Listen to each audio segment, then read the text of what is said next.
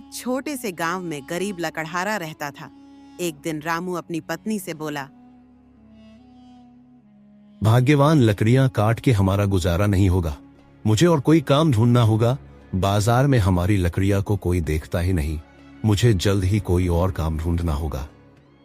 नहीं जी, जो भी पैसे मिलते हैं लकड़ियों का काम करो, नहीं तो हम भूखे मर जाएंगे।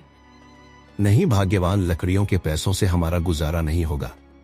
इतना बोलकर रामू लड़कियां काटने जंगल में चला जाता है। रामू जंगल में बहुत उदास चल रहा था। तभी वह देखा है एक सुनहरी चिड़िया गर्मी के कारण धरती पर गिरी पड़ी है। रामू को चिड़िया पर दया आ जाती है। उसे एक लोटे में पानी पिलाता है। फिर चिड़िया बोली, आपको क्या परेशानी है बताइए। मैं एक जादुई चिड़िया हूँ।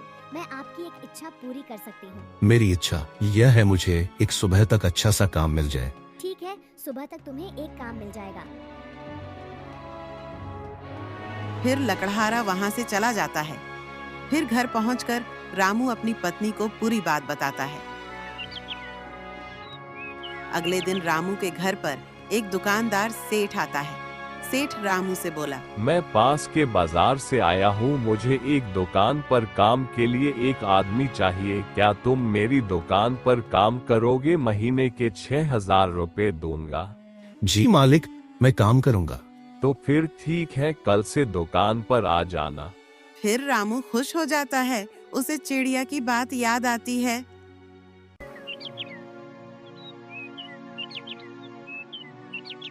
गर्मी का मौसम था। सूरज आग उगल रहा था और धरती तवे की तरह तप रही थी। गांव के सभी लोग अपने घरों में दुब के बैठे थे, लेकिन रामू किसान खेत में काम कर रहा था।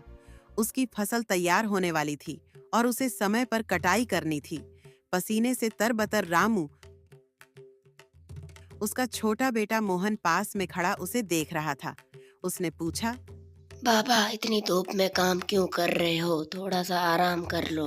रामू मुस्कुराया और बोला, अरे बेटा, किसान के लिए कोई मौसम आसान नहीं होता। अगर मैं घर बैठ जाऊंगा तो हम भूखे मर जाएंगे। बेटा, ये बात हमेशा याद रखना। हमारी मेहनत हमें भोजन देती है और दूसरों को भी। मोहन को अपने पिता की बात समझ में आ गई। उसने सोचा कि किसान सच में देश का अन्नदाता होता है, जो अपनी परवाह किए बिना सबके लिए काम करता है।